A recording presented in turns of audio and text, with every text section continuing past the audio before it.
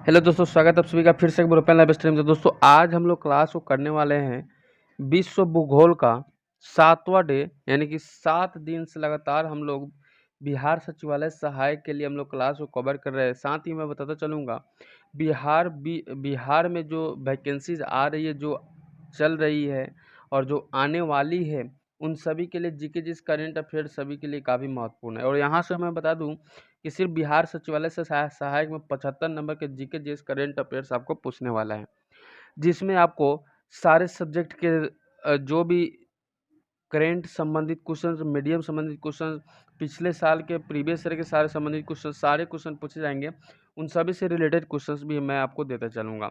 Exam जब तक होगा तब तक मैं आपको कितना बार रिवीजन करा दूँगा, तब तक आपको एग्ज़ाम हॉल में जब जैसे बैठेंगे तब तक आपको ऐसा लगेगा कि सारे क्वेश्चंस हम लोग पढ़े हुए हैं। तो इसके लिए क्या करना होगा, रेगुलरली आपको क्लास को लगाना होगा और रोज़ाना 7 बजे से जो सेट चलता है उस सेट को लगाते चलना है। चलिए क्लास को कवर करते हैं, स्टार्ट करते हैं। एक क्लास और चलेगा, उसके बाद में ये क्लास आपको एंड हो जाएगा, क्योंकि विश्व भूगोल के लिए इतना क्वेश्चंस जो कि मैंने पढ़ाया है, ये काफ़ी महत्वपूर्ण क्वेश्चन और इतना क्वेश्चन काफ़ी होता है विश्व भूगोल के लिए। अगला प्रश्न, मेरा पहला प्रश्न आज का रहेगा आप सभी के बोर्ड पे कि किसी स्थान पर तापमान, आर्द्रता, वर्षा, वेग, वायु आदि के संदर्भ में वायुमंडल के प्रतिदिन की परिस्थिति उस स्थान को क्या कहते हैं। अब एक्चुअली में यहाँ पे ये बात कहा जा रहा है कि रेगुलरली जो हमारे दिनचर्या के संबंध में जो बीतता है, जैसे धूप, ये सारी चीज़ें जो आती रहती है, हवा भी बहता है, बारिश भी होती रहती है, वेग इसका अनुपात के रूप में रहता है, आर्द्रता, तापमान, सूर्य का सारी चीज़ जो कहती है तो उसे कहते क्या है, इस खाली स्थान में बढ़ना क्या है। तो भाई मेरे यहाँ पे इस क्वेश्चन का आंसर क्या हो जाएगा, मौसम विभाग। यहाँ पे मौसम हम कर देंगे। जैसे कि मौसम क्या होता है, मौसम हम लोग कहते हैं ना, मौसम बिगड़ रहा है, मौसम बन रहा है, मौसम आज साफ है, यानी कि हर बात में क्या होता है, मौसम का ही जिक्र करते हैं। तो इसलिए हमारा ये नंबर ऑप्शन बिल्कुल सही हो जाता है। अगला प्रश्न देखते हैं। अगला प्रश्न क्या पूछा जाए कि अर्ध आर्द्र विषुवतीय जलवायु में वर्षा का मुख्य प्रकार क्या है। आर्द्र विषुवतीय जलवायु में वर्षा का मुख्य प्रकार क्या है। तो सेकंड नंबर क्वेश्चन का आंसर कीजिएगा संवहनी। क्या हो जाएगा, संवहनीय। हमारा बिल्कुल सी नंबर ऑप्शन करेक्ट हो जाता है। तो इसी तरह से क्वेश्चन आपसे पूछा जाएगा। ऐसा नहीं है कि आपसे इतना हार्ड क्वेश्चन पूछ देगा जो कि आपसे नहीं बनेगा, ऐसा भी कुछ नहीं होता है। आपको बस सेट लगाते हुए चलना। अगर आप रेगुलर क्लास करते हैं तो आपको इन्हीं सेटों के माध्यम से ही आपके सारे क्वेश्चन सॉल्व हो जाएंगे। निम्नलिखित में से कौन सा बादल वर्षा के लिए उत्तरदायी होता है। बादल वर्षा के लिए ध्यान रखिएगा, आप जानते हैं कि जब तक बादल नहीं बनता है, जब तक जल वाष्पीकरण नहीं होता, तब तक बारिश नहीं होती। तो वही बादल वर्षा का उत्तरदायी कौन सा होता है। तो भाई मेरे यहाँ पे क्यूमन लोनिप्स हो जाएगा। क्या हो जाएगा, क्यूमन लोबिस हो जाएगा, क्यूमलोमिस हो जाएगा। ठीक है, अगला प्रश्न देखते हैं। अगला प्रश्न क्या पूछा जा रहा है, आइए अगले सवाल पे आते हैं। तो सर्वाधिक वर्षा के कारण भूमध्य सागरीय क्षेत्र पहचाना जाता है। सर्वाधिक वर्षा के कारण भूमध्य सागरीय क्षेत्र पहचाना जाता है। तो फोर्थ नंबर क्वेश्चन का आंसर क्या हो जाएगा, शीतकाल। हमारा बिल्कुल सही हो जाता है। क्या हो जाता है, शीतकाल हमारा बिल्कुल करेक्ट हो जाता है। नेक्स्ट क्वेश्चन हमारा रहेगा कि समुद्र समीर बनती है। ध्यान है कि समुद्र समीर बनती है, समुद्र समीर बनती है। ये क्वेश्चन आपके लिए महत्वपूर्ण है। यह क्वेश्चन पूछा हुआ क्वेश्चन में से है और काफ़ी महत्वपूर्ण क्वेश्चन है यहाँ पे। तो भाई मेरे यहाँ पे ये क्वेश्चन का आंसर क्या हो जाता है, दिन के समय। समुद्र समीर कब बनता है, तो दिन के समय बनता है। दोनों समय, रात के समय या मौसमी। तो इन सभी ऑप्शन देगा तो आपको दिन के समय आपको याद रखते चलना है। अगला प्रश्न देखते हैं। इसके साथ ही पूछा गया है, काफ़ी शानदार, काफ़ी बेहतरीन क्वेश्चन यहाँ पर रखा गया है कि तटीय क्षेत्र के निकट किसके कारण दिन के समय भूमि पर तापमान कम हो जाता है। यानी कि दिन के समय में भूमि का तापमान कम हो जाता है। तो आपको याद रखिएगा, समुद्री समय के कारण से ही तटीय क्षेत्र में, किसके समय में, तटीय के क्षेत्र में, यानी कि समुद्र के जो तट होते हैं उनके इर्द गिर्द जितने भी मतलब घरवासी होते हैं, उन सभी के समय में क्या हो जाता है, तापमान जो दिन के समय में कम हो जाता है। तो बी नंबर ऑप्शन हमारा बिल्कुल करेक्ट हो जाता है। अगला प्रश्न देखते हैं क्या पूछा गया। अगला प्रश्न आपके बोर्ड पे लग चुका है। क्वेश्चन को ध्यान दीजिएगा। क्वेश्चन कह रहा है, जलवायु आधारित क्षेत्रों का वर्गीकरण किसके आधार पर किया जाता है। यानी कि जलवायु आधारित क्षेत्रों का वर्गीकरण किसके आधार पर किया जाता है। यानी कि भूमध्य रेखा से दूरी, समुच्चाई, वर्षा, समुद्र से दूरी, क्या हो जाता है आपका आंसर। तो आपको ये ऐसा आंसर के लिए भूमध्य रेखा से दूरी हम कर सकते हैं। देन आपका ये नंबर ऑप्शन बिल्कुल करेक्ट हो जाता है। चलिए, इसको वर्गीकरण करके डिवाइड किया गया, इसलिए इसका आंसर आपका बिल्कुल ये हो जाता है। नेक्स्ट क्वेश्चन करते हैं यहाँ पे। अगला प्रश्न क्या पूछा गया है, ध्यान दीजिएगा कि अम्लीय वर्षा में क्या होता है जिससे वनस्पतियाँ नष्ट हो जाती है। अम्लीय वर्षा में कौन सी चीज़ होती है जिसकी वजह से क्या हो जाता है, वनस्पतियाँ नष्ट हो जाती है। तो 8 नंबर क्वेश्चन का आंसर क्या हो जाता है, सल्फ्यूरिक अम्ल हमारा बिल्कुल सही हो जाता है। सल्फ्यूरिक अम्ल हमारा बिल्कुल करेक्ट हो जाता है। आइए अगला प्रश्न करते हैं। अगला प्रश्न काफ़ी शानदार है। आपको इस तरह से क्वेश्चन बहुत ज़्यादा मिलेंगे क्योंकि आपको क्वेश्चन छोटा और ऑप्शन आपको ज़्यादा बड़ा मिल जाएगा, जिसके कारण से क्या हो जाता है, हम लोग कन्फ्यूज हो जाते हैं। इसके लिए सबसे आसान तरीका याद करने का सेट लगाना, और उससे भी बेहतरीन है कि लगातार आप सेट लगाइए, मेरे साथ यहाँ पे चलते रहिए, बोलते रहिए और देखते रहिए ओपन लाइव स्टडी के साथ इस क्लास को, ताकि किसी भी एग्जाम में अगर आपको जीके जिस करंट अफेयर्स पूछा जाता है वहाँ पे ऐसे क्वेश्चंस आपको 4-5 रख दिए जाते हैं। क्वेश्चन कह रहा है समुद्र का जल वर्षा के जल से अधिक नमकीन होता है। समुद्र का जल वर्षा के जल से क्या होता है, अधिक नमकीन होता है। तो आपको पता है कि नदियाँ मिट्टी से नमक ढोकर उन्हें समुद्र में डाल देती है। क्या होता है मेरे भाई, नदियाँ मिट्टी से नमक ढोकर क्या हो जाता है, उन्हें समुद्र में डाल देती है, जिसके कारण से क्या होता है, अधिक नमकीन हो जाता है। अगला प्रश्न पूछता है, अगला प्रश्न क्या हो जाता है, अगला प्रश्न आपको बोर्ड पे लग चुका है यहाँ पे। इस क्वेश्चन को ध्यान दीजिएगा, काफ़ी सुंदर क्वेश्चन है। यहाँ पे आपसे पूछा जा सकता है कि हमारे ग्रह के विश्व जलवायु परिवर्तन के 5 महत्वपूर्ण सूचक क्या है। 5 महत्वपूर्ण सूचक क्या है, तो 10 नंबर क्वेश्चन का आंसर क्या हो जाता है, आंसर हो जाता है आर्कटिक समुद्री बर्फ, कार्बन डाइऑक्साइड, विश्व तापमान, समुद्र तल, जमीनी बर्फ। क्या हो जाता है, आर्कटिक समुद्र बर्फ में कार्बन डाइऑक्साइड, विश्व तापमान और समुद्र तल और जमीनी बर्फ। क्या हो जाता है, हमारे ग्रह के विश्व जलवायु परिवर्तन के 5 महत्वपूर्ण सूचक कौन से हैं, पूछेगा 5 महत्वपूर्ण सूचक कौन से हैं जो कि हमारे विश्व के जलवायु को परिवर्तन देते हैं, परिवर्तित करते हैं। तो ये सारे ऑप्शन आपको याद रखते चलना है। क्वेश्चन आपसे पूछा जा सकता है यहाँ पे कि जल संसाधनों के संरक्षण का सबसे अच्छा तरीका क्या है। जल संसाधनों के संरक्षण का सबसे अच्छा तरीका क्या है, तो आपको ये ऐसे क्वेश्चन पूछेगा तो आपको वर्षा के जल का संग्रहण हो जाएगा, सतत जल उपयोगित हो जाएगा, प्राकृतिक वनस्पति तथा पुनरुजनन को प्रोत्साहित करना भी हमारा आंसर हो जाता है। इसलिए हमारा डी नंबर ऑप्शन बिल्कुल करेक्ट हो जाता है। ठीक है, हाँ बहुत बढ़िया। सभी को सेट लगाते चलना है। वीडियो को पॉज कीजिए, जो भी बाद में देख रहे हैं वीडियो को पॉज कीजिए, साथ में 1 से 2 सेकंड लीजिए और खुद से आंसर कीजिए, फिर आप आगे बढ़िए। 50 क्वेश्चंस लगभग रोजाना होता है। 50 क्वेश्चंस के अंदर आपको जितने भी क्वेश्चंस किए हैं कमेंट सेक्शन में जरूर बताइए कि आपने कितना क्वेश्चंस किया और किस प्रकार के वीडियो चाहिए, आप जरूर कमेंट सेक्शन में कमेंट करके बताइएगा। 12 नंबर क्वेश्चन का आंसर क्या हो जाता है, वर्षा जल संग्रह के संबंध में निम्नलिखित में से क्या गलत है। यहाँ पे नोट कीजिएगा भाई साहब, यहाँ पे गलत कहा गया है, तो पहले हम लोग सही सही छांट लेते हैं, उसके बाद भी गलत भी अपने आप मिल जाएगा। वर्षा जल संग्रह के संबंध में, वर्षा जल संग्रह के संबंध में हम लोगों ने पीछे ही क्वेश्चंस किए हैं कि यह जल स्तर को बढ़ाने का सहायक होता है। बिल्कुल, जल स्तर, वर्षा क्या होता है, जल स्तर को बढ़ाने का सहयोग होता है। अब एक्चुअली में अगर पृथ्वी पर वर्षा ही ना हो तो जल का मात्रा बढ़ेगा कहाँ से, ये भी चीज़ अब हम लोग ध्यान दीजिएगा। नहीं तो क्या होता है, गर्मियों के मौसम में जितने भी नाले होते हैं, पोखरा होते हैं, नदी होते हैं, सारे क्या होता है, सूख जाते हैं, जिसके कारण से क्या होता है, पानी की बहुत ही किल्लत हो जाती है। इसलिए कई समस्याएं उत्पन्न होती है। तो ये होना बिल्कुल आवश्यक है। यह बहाव में होने वाली हानियों को बढ़ाता है। ऐसा कुछ नहीं है कि बहाव में होने वाली हानियों को ही बढ़ाता है, न हानियों को नहीं भी बढ़ाता। ये भी चीज़ आपको याद रखिएगा। तो ये क्वेश्चन ये तो गलत है। यह जल संरक्षण का साधन है, बिल्कुल जल संरक्षण का साधन है। क्या होता है, एक्चुअली में देखते होंगे जब बारिश होती है तो क्या होता है, बहुत सारे मौसम साफ़ हो जाते हैं, नदियाँ बहती है जिसमें गंदे पानी होते हैं, फिर क्या होते हैं वो साफ़ हो जाते हैं, फिर वो फ्रेश और क्लीन पानी भी चलना प्रारंभ कर देता है। कई जगहों पे अभी भी नदी के पानी से भी बहुत सारे कार्यरत होते रहते हैं, जैसे कि कपड़ा धोना वगैरह वगैरह, बहुत सारे काम होते हैं। तो इसके लिए क्या होता है, कुछ नदियों में पानी साफ होना भी अति आवश्यक है। ये जल की बढ़ती हुई मांग को पूरा करने में सहायक होता है, ऐसा बिल्कुल करेक्ट है। क्योंकि जल की देखिए, जल की मांग है, लेकिन हम लोग को क्या होता है, हर एक बरसात में क्या होता है, जब धान की रोपनी होती है उस समय जल की मात्रा हम लोगों को बहुत ही ज़्यादा चाहिए। तो अगर बारिश नहीं होती है तो क्या होता है, किसान लोग काफ़ी परेशान होते हैं। तो जल के बढ़ती हुई मांग को भी यहाँ पे ये क्या होता है, वर्षा जल संग्रहित आपको पूर्ति करता है। तो यहाँ पे क्या हो जाता है, यह बहाव में होने वाली हानियों को क्या होता है, गलत कर रहा है, यानी कि यह नहीं होता है। नेक्स्ट क्वेश्चन करते हैं। यहाँ पे अगला प्रश्न पूछता है, अगला प्रश्न क्या हो जाता है, अगला प्रश्न ध्यान दीजिएगा। चलिए नेक्स्ट क्वेश्चन करते हैं कि सहारा रेगिस्तान में शुष्क पवन हर मटन उड़ती है। शुष्क पवन हर मटन होती है, ध्यान रखिएगा, शुष्क पवन हर मटन होती उड़ती है। तो आपको आंसर करना है यहाँ पे पूर्व से पश्चिम की ओर। हाँ, पूर्व से पश्चिम की ओर, क्या हो जाता है, पूर्व से पश्चिम की ओर। नेक्स्ट क्वेश्चन करते हैं। यहाँ पे अगला प्रश्न आपको बोर्ड पे लग चुका है। क्वेश्चन कर रहा है टाइफून। यह क्वेश्चन पूछा हुआ क्वेश्चन में से है और इंपॉर्टेंट क्वेश्चन है, ध्यान रखिएगा। टाइफून प्रायः आते हैं मैक्सिकन खाड़ी से, हिंद महासागर से, उत्तरी ध्रुवीय महासागर से, चीन और जापान के समुद्रों से। तो टाइफून आता है हमेशा क्या होता है, चीन और जापान के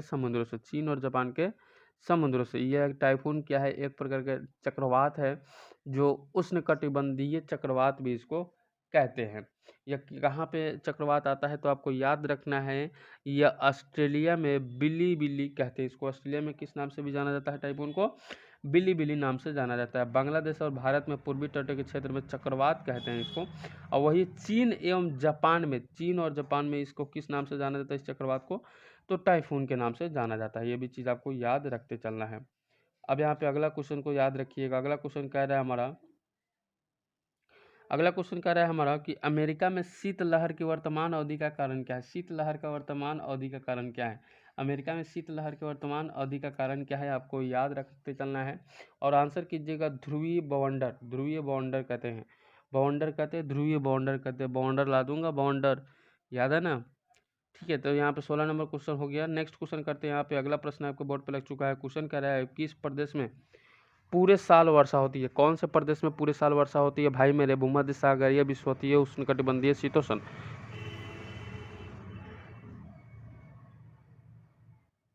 चलिए, तो आपको क्या करना है, याद रखना है, तो आपको बी नंबर ऑप्शन याद रखना है, यानी कि विषुवतीय क्षेत्र में क्या हो जाता है, सालों भर वर्षा होने की संभावना रहती है और किसी भी दिन भी वर्षा हो सकती है, ये भी चीज़ होता है।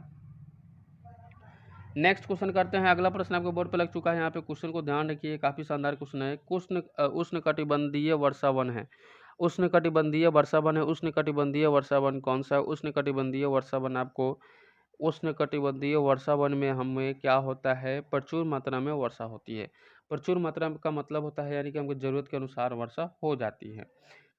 नेक्स्ट क्वेश्चन करते हैं। यहाँ पे अगला प्रश्न क्या हो जाता है। अगला प्रश्न आपके बोर्ड पे लग चुका है। क्वेश्चन कह रहा है हमारा कि मालदीव का गंभीर पर्यावरण निम्नोत्तरीकरण अनिवार्यता किसके कारण माना जाता है, ठीक है। क्वेश्चन कीजिएगा, मालदीव का गंभीर पर्यावरण निम्नोत्तरीकरण अनिवार्य है, किसी कारण से होता है, किसी कारण से माना जाता है। तो 19 नंबर क्वेश्चन का आंसर क्या हो जाता है। अब यहाँ पे देखिए, मालदीव का गंभीर पर्यावरण निम्नोत्तरीकरण अनिवार्य उच्च जनसंख्या घनत्व, निरंतर मृदा अपरदन एवं जल और वायु का औद्योगिक प्रदूषण के कारण बनता है। एक बार फिर से, मालदीव का गंभीर पर्यावरण निम्नोत्तरीकरण अनिवार्यतः उच्च जनसंख्या घनत्व, निरंतर मृदा अपरदन एवं जल और वायु का औद्योगिक प्रदूषण के कारण माना जाता है। तो यहाँ पे कौन कौन सा ऑप्शन है, उच्च जनसंख्या, निरंतर मृदा अपरदन और जल और वायु का औद्योगिक प्रदूषण के कारण क्या हो जाता है, इसका मृदा अपरदन एवं जल के लिए भी माना जाता है। तो आपको सारे ऑप्शन सही हो जाते हैं। दिए गए विकल्पों में से कोई नहीं है, बिल्कुल ये गलत है। आपको पूछा जा रहा है इनमें से कौन सा माना जाता है, तो सभी माना जाता है। यहाँ पे ऑल ऑफ दीज मान सकते थे या A+B+C भी कर सकते थे। यहाँ पे एक और ऑप्शन होना चाहिए था, ठीक है, ये ध्यान रखिएगा। ज़्यादातर बीपीएससी में क्या होता है, 5 ऑप्शन दिए जाते हैं, लेकिन आपके एग्जाम हॉल में ऐसे अगर क्वेश्चन देता है तो 1 नंबर आपको जोड़ दिए जाएंगे, ध्यान रखिएगा। तूफान की भविष्यवाणी की जाती है जब वायुमंडल का दाब क्या होता है। अब एक्चुअली में क्या होता है कि मौसम विभाग वाले पहले ही सूचना देते थे 2 दिन 3 दिन पहले कि इस क्षेत्र में आपको इस मतलब मान लीजिए 20 से 25 तारीख तक के बीच में बारिश होने वाली, ऐसे आपको ऑप्शन मिल जाते हैं। तो कैसे पता लगा लेते, ये भी चीज़ें हैं। तो आपको सहसा कम हो जाता है, यानी कि सहसा जो होते हैं मौसम विभाग का जो भी रेडिएशन होता है, जो कि कहते हैं ना वायुदाब, ठीक है, बैरोमीटर का गिरना, बैरोमीटर का उठना, ये इसके तेज़ी से गिरना, धीरे धीरे उठना या तेज़ी से उठना, इसके अनुसार ही वो पता लगाते हैं कि बारिश होने वाला है या मौसम साफ होने वाला है या एक्चुअली में होने क्या वाला है। आइए, एल नीनो है, याद रखिएगा, एल नीनो है, क्या हो जाता है, एल नीनो याद रखना है। तो उष्ण समुद्री धारा, एल नीनो क्या है, उष्ण समुद्री जलधारा का एक नाम है, यानी कि एल नीनो धारा को विपरीत धारा के नाम से भी जाना जाता है। तो क्वेश्चन पूछा जा सकता है इसके ऑप्शन में कि विपरीत धारा, विपरीत जल धारा, समांतर जल धारा, इस तरह से भी आपको पूछा जा सकता है। तो आपको याद रखना है विपरीत जल धारा। ठीक है, नेक्स्ट क्वेश्चन करते हैं। यहाँ पे अगला प्रश्न क्या पूछा गया है, अगला क्वेश्चन देखते हैं यहाँ पे। ठीक है, चलिए, वायु की ऊर्ध्वाधर गति को क्या कहते हैं? वायु के ऊर्ध्वाधर गति को क्या कहते हैं? वायु के ऊर्ध्वाधर गति को क्या कहते हैं? तो वायु को ऊर्ध्वाधर गति को वायु धारा कहते हैं। क्या कहते हैं? वायु धारा कहते हैं। क्या कहते हैं हम लोग? वायु धारा कहते हैं। वही बात कर लेते हैं अगला क्वेश्चन की। तो अगला क्वेश्चन आपको बोर्ड पर लग चुका है यहाँ पे। इस क्वेश्चन का जवाब देने का प्रयास कीजिए, काफी शानदार प्रश्न है। नवंबर 2007 में निम्नलिखित में से किस तूफान ने बांग्लादेश पर हमला किया था? हम लोगों ने 3-4 दिन पहले ही इस क्वेश्चन का आंसर भी किया था। आइए, 24 नंबर क्वेश्चन का आंसर क्या हो जाता है? सीडर हमारा बिल्कुल सही हो जाता है। सीडर हमारा बिल्कुल करेक्ट हो जाता है। अगला प्रश्न देखते हैं। अगला प्रश्न क्या पूछा गया है कि कोहरा एक उदाहरण है। कोहरा एक उदाहरण है। कोहरा एक उदाहरण क्या है? गैस में परिक्षिप्त ठोस का, गैस में परिक्षिप्त ठोस का, गैस में परिक्षिप्त ठोस का। ठीक है, चलिए नेक्स्ट क्वेश्चन करते हैं। यहाँ पे अगला प्रश्न आपको बोर्ड पे लग चुका है यहाँ पे। ठीक है, लीजिए, नेक्स्ट क्वेश्चन आपके बोर्ड पे लग चुका है कि संघनन का एक रूप जो दृश्यता कम कर देता है और श्वास की समस्याएं पैदा करती है। किसकी समस्याएं पैदा करती है? श्वास, यानी कि सांस लेने की समस्याएं जो होती है उसे पैदा करती है। तो आपको ध्रुव कुहासा आपको सही हो जाता है। ध्रुव कुहासा कब होता है? तो ज़्यादातर ये आपको मौसम जब सुबह साफ होने लगेगा उसके थोड़ी देर पहले जो धूप कोहरा रहेगा उस उपरांत क्या हो जाता है? सांस लेने में तकलीफ होती है। और ऐसे कब होती है? जब अम्ल वर्षा जहाँ पे होती है, जैसे कि जहाँ फैक्ट्री वैक्ट्री होते हैं ना, वहाँ पर अधिकतर ये ऐसे मिलता है देखने को। ठीक है, ये भी चीज़ आपको याद रखना है। नेक्स्ट क्वेश्चन करते हैं। यहाँ पे अगला प्रश्न आपको बोर्ड पर लग चुका है। यहाँ पे क्वेश्चन को ध्यान दीजिएगा। विशालतम महासागर है। विशालतम महासागर कौन सा है? विशालतम महासागर आपको पूछा जा सकता है, डायरेक्ट पूछिएगा तो आप पैसिफिक सागर या आपको प्रशांत महासागर भी याद रखना है। प्रशांत महासागर याद रखते चलना है। बहुत ही शानदार प्रश्न है, यहाँ से क्वेश्चन पूछे जाते हैं। चलिए, क्वेश्चन पूछेगा कि महासागर की प्रॉपर्टी मुख्यतः सिलिका और किसकी बनी होती है? क्या होती है? सिलिका और किसकी बनी होती है? मैग्नीशियम, लोहा, मैग्नीज, सल्फर, 4 ऑप्शन दिए जाएंगे तो आपको मैग्नीशियम कर देना है। क्या करना है मेरे भाई? मैग्नीशियम याद रखिए, काम आपका बन जाएगा। अगला प्रश्न है कि संसार के स्वच्छ जल का कितना प्रतिशत हिमानी बर्फ के रूप में भंडारित है? हिमानी बर्फ क्या याद रखना है? हिमानी बर्फ याद रख रहे हैं।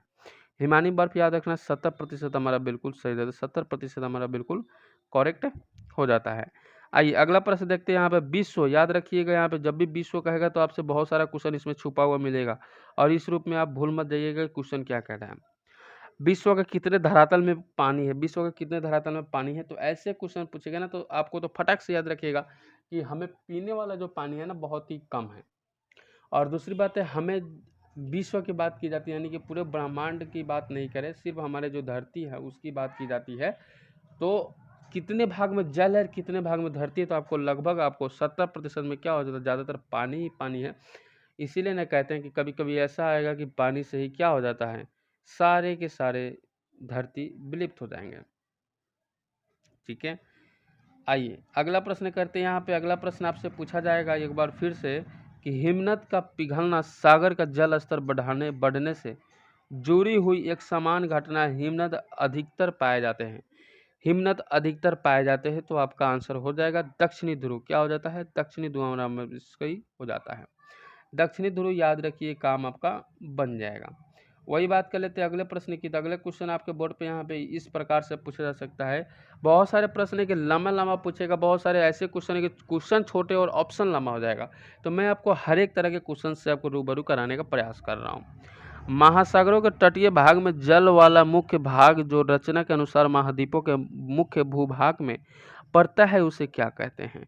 तो 6 नंबर क्वेश्चन का आंसर कीजिएगा महाद्वीपीय जल सीमा।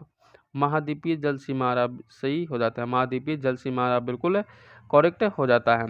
वही बात कर लेते हैं अगले क्वेश्चन की। तो अगले क्वेश्चन है कि महासागर में नितल जीव जात बेंथोस कहाँ पाए जाते हैं?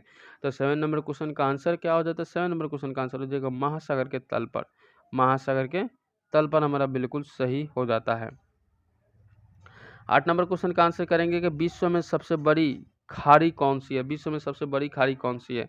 विश्व में सबसे बड़ी खाड़ी कौन सी है? तो विश्व में सबसे बड़ी खाड़ी बंगाल की खाड़ी हो जाती है। बंगाल की खाड़ी, ये बहुत ही इंपॉर्टेंट क्वेश्चन है भाई मेरे। इस क्वेश्चन को याद रख लीजिएगा, दिमाग में बैठा लीजिए, ठोक के रखिएगा। एक और क्वेश्चन है, सुंदरा ट्रेंच।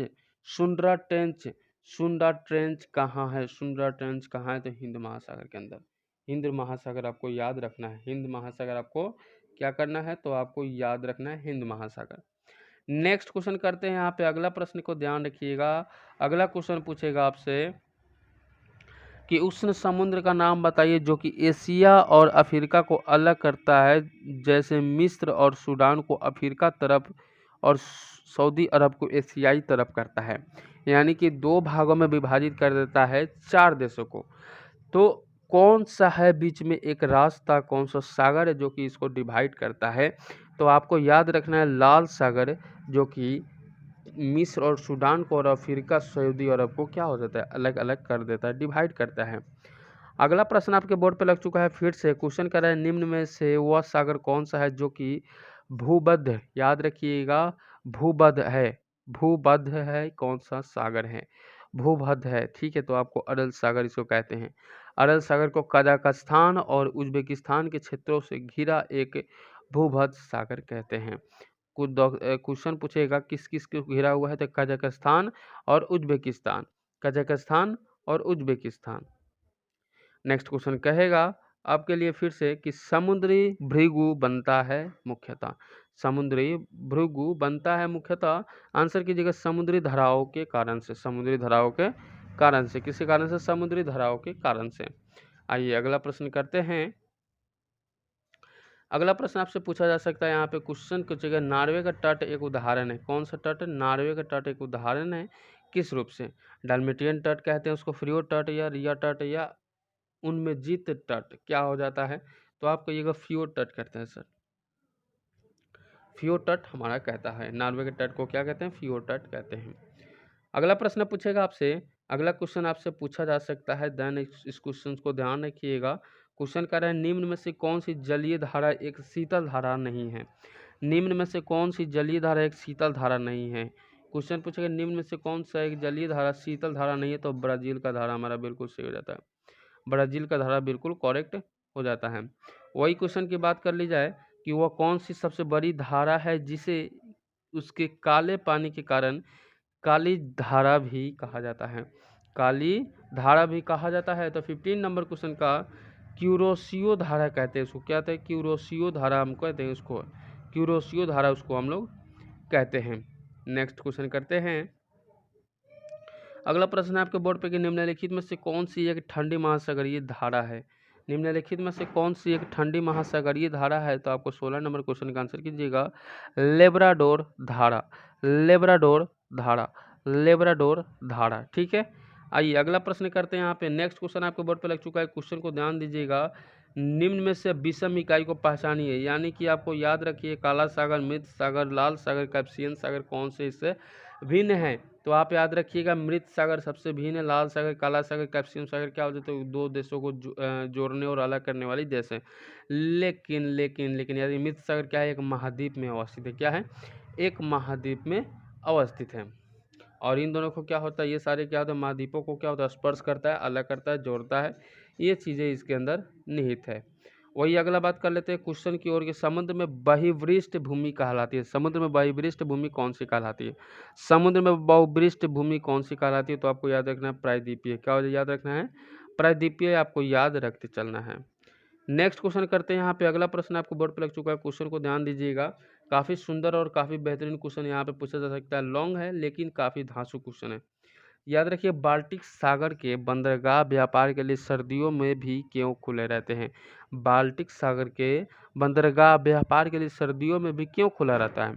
तो आपको याद रखना है कि उत्तरी अटलांटिक प्रवाह गर्म सागर धारा उस क्षेत्र में बहती है, जिसके कारण से कोई प्रभाव नहीं पड़ता है, कोई दिक्कत परेशानी नहीं होता है। इसलिए बाल्टिक सागर के अंदर जो बंदरगाह है व्यापार वाले, उस सर्दियों के मौसम में भी खुले रहते हैं। ऑप्शन क्या है? उत्तरी अटलांटिक प्रवाह गर्म सागर धारा उस क्षेत्र में हमेशा बहती रहती है। ठीक है, नेक्स्ट क्वेश्चन हमारा रहेगा एक और छोटा सा क्वेश्चन आपके बोर्ड पे पूछा जा सकता है। क्वेश्चन कह रहा है पश्चिमी यूरोप का तापमान बढ़ाने के लिए कौन सी धारा उत्तरदायी है। पश्चिमी यूरोप का तापमान बढ़ाने के लिए कौन सी धारा उत्तरदायी है। तो 20 नंबर क्वेश्चन का आंसर करने का प्रयास कीजिएगा कि गल्फ स्ट्रीम। क्या हो जाता है, गल्फ स्ट्रीम हमारा बिल्कुल सही हो जाते हैं। वही बात कर ले, अगले क्वेश्चन की ओर चले तो अगला क्वेश्चन आपके बोर्ड पे लग चुका है। फिर से क्वेश्चन कहेगा हमारा कि निम्न में से कौन सी महासागरीय धारा अटलांटिक महासागर में नहीं पाया जाता है। कहाँ पे नहीं पाया जाता है, तो अटलांटिक महासागर में नहीं पाया जाता। 21 नंबर क्वेश्चन का आंसर करिएगा पीरू जलधारा। क्या हो जाता है, पीरू जलधारा हमारा बिल्कुल सही हो जाता है। नेक्स्ट क्वेश्चन है कि सारगासो समुद्र किस महासागर में स्थित है। सारगासो समुद्र किस महासागर में स्थित है। सारगासो समूह किस महासागर में स्थित है, तो आप कहिएगा सारगासो समूह अटलांटिक महासागर के अंदर स्थित है। अटलांटिक महासागर के अंदर स्थित है।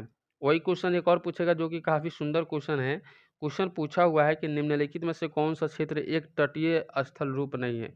एक तटीय स्थल रूप नहीं है, ये क्वेश्चन आपसे पूछा गया है, तो आप आंसर करने का प्रयास कीजिएगा हिमोड। क्या आंसर कीजिएगा आप, हिमोड आप आंसर कर दीजिएगा। हिमोड आपको आंसर कर देना है। हिमोड याद रखिएगा, क्वेश्चन आपसे पूछा जा सकता है। नेक्स्ट क्वेश्चन रहेगा और आज के लिए लास्ट क्वेश्चन रहेगा। क्वेश्चन क्या आएगा, महान विभाजक श्रेणी किस महाद्वीप में स्थित है। महान विभाजक श्रेणी किस महाद्वीप में स्थित है, तो महान विभाजक श्रेणी ऑस्ट्रेलिया महाद्वीप में स्थित है। ठीक है, डी नंबर ऑप्शन नंबर बिल्कुल करेक्ट हो जाता है। तो आज के लिए बस इतना ही। उम्मीद है कि आज का सेशन काफ़ी शानदार, काफ़ी बेहतरीन, काफ़ी लाजवाब रहा होगा। सभी को यह क्लास आपको काफ़ी बेहतरीन लगा होगा तो वीडियो को लाइक और अपने दोस्तों के साथ शेयर कर दीजिएगा ताकि हम मोटिवेट हो जाए और आपके लिए अच्छे अच्छे क्वेश्चंस लाने का प्रयास करें। ओपन लाइव स्टडी परिवार से जो भी कैंडिडेट नहीं जुड़े जुड़ जाइए, सब्सक्राइब और बेल आइकन को प्रेस कर लीजिए ऐसे ही क्लास को करने के लिए। मिलते हैं नेक्स्ट वीडियो में एक नए टॉपिक के साथ में, तब तक गुड बाय, सब लोग जय हिंद सभी साथियों को।